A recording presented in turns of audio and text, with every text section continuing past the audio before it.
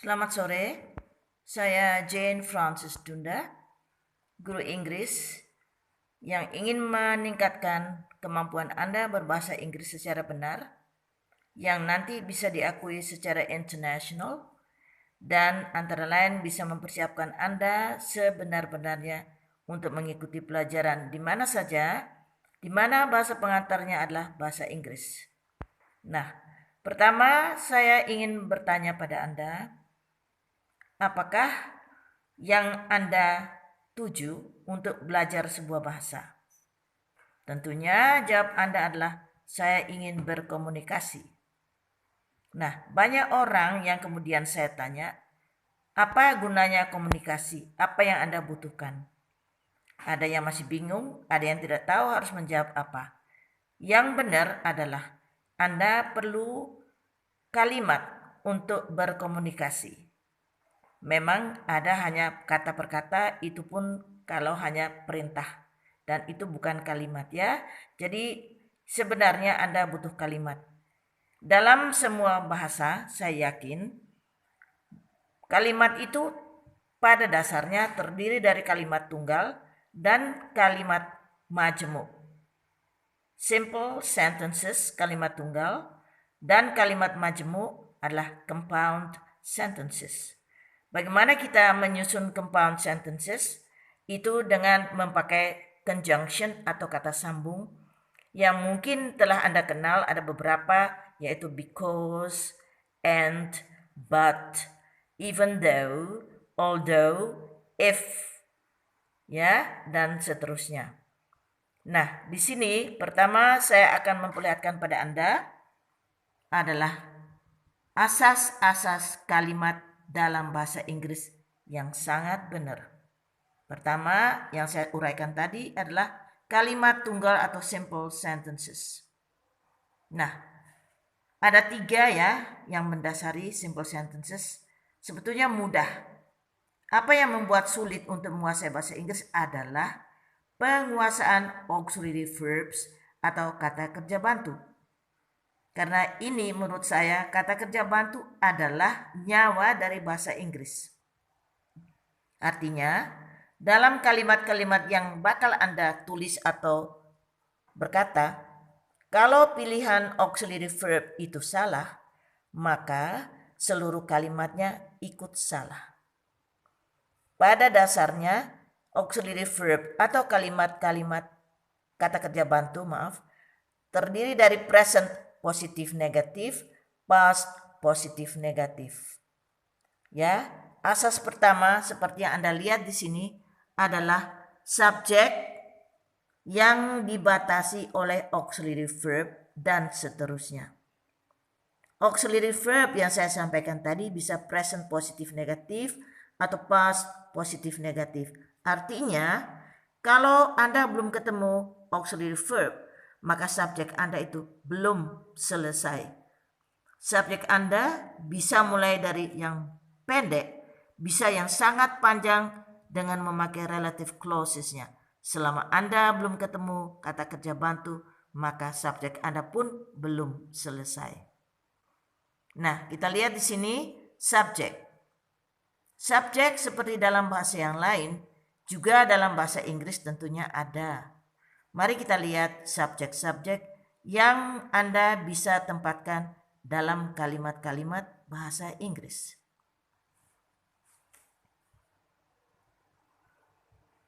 Nah, ibu-ibu dan bapak-bapak, adik-adik sekalian, ini adalah subjek yang sangat-sangat bisa Anda tempatkan di dalam kalimat Anda berbahasa, berbicara, menulis, dan sebagainya. Pertama, saya. Ya, banyak peserta baru saya bilang begini, tolong dibaca dan tunjuk, read and point. Maka dia nunjuk saya, tapi dia nunjuk saya tulisan, padahal saya harusnya dia menunjuk dirinya sendiri. Ya, tapi nggak apa-apa. Saya tentunya berikutnya Anda, atau pronounnya adalah you. Yang berikutnya adalah subjek-subjek yang dikenal dalam bahasa Inggris dengan judul orang ketiga tunggal. Apa artinya? mereka semua itu adalah tunggal atau berjumlah hanya satu saja. Saya mulai dengan Tony. Anda bisa menunjuk? Anda nggak bisa menunjuk. Sinta juga tidak bisa. Dan seterusnya. Kenapa? Karena mereka memang tidak ada. Anda nggak bisa menunjuk. Dan itulah kesulitan yang kita hadapi. Bagaimana caranya menghadapi dan mengatasi kesulitan tersebut? Anda kalau mendapat subjek-subjek seperti ini, yang ini semua, maka Anda harus dibantu oleh pronoun subjeknya atau kata ganti subjek. Artinya, kalau Anda mendapat subjek Tony atau seorang laki-laki di dalam subjek Anda, maka larilah ke pronoun subjeknya. Kenapa? Supaya Anda bisa contohnya mendapatkan to be-nya. Present to be. Tony bantu dengan he, present to be-nya adalah is. Sinta bantulah dengan she, present to be-nya adalah is pula. Benda hewan satu, bayi satu itu it. Ya, to be is. Nah, yang belum saya lihat diajarkan di seluruh Indonesia adalah tindakan yang setara jumlahnya dengan satu benda. Tentunya pronoun subjek adalah it. Satu, tentunya. Apakah mereka itu? Nah, kita kembali ke sini. Tindakan-tindakan yang setara dengan satu benda adalah 3A, yaitu V1-ing atau to plus V1. You can say studying atau to study. Nah, dia adalah subjek Anda yang berjumlah satu. Dari mana buktinya? Karena dia pronounnya it. It selalu satu.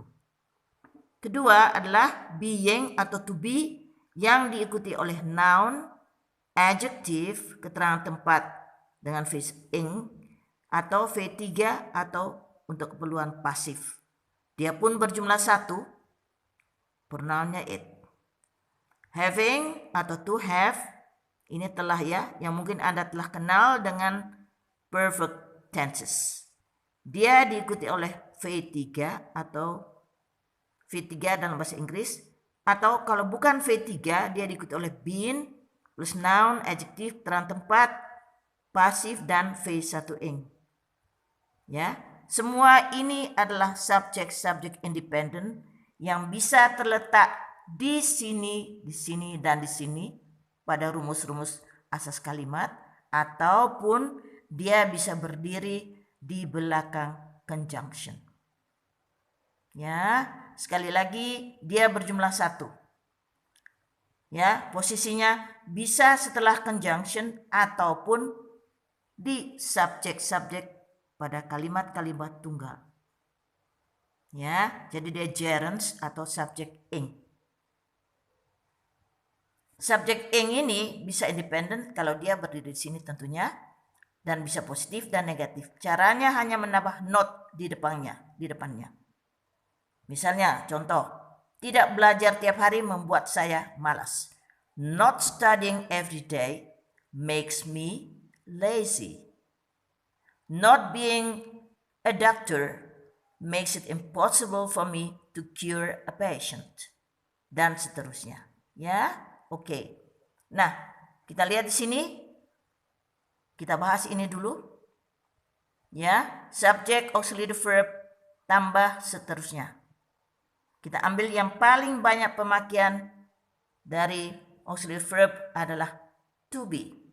Seperti Anda yang lihat sini, to be bisa present, I am, you are, semua ini is, kami, are, Anda jumlah are, semua mereka artinya benda dan orang yang berjumlah lebih dari satu, Anda bisa bantu dengan pronoun subjeknya they.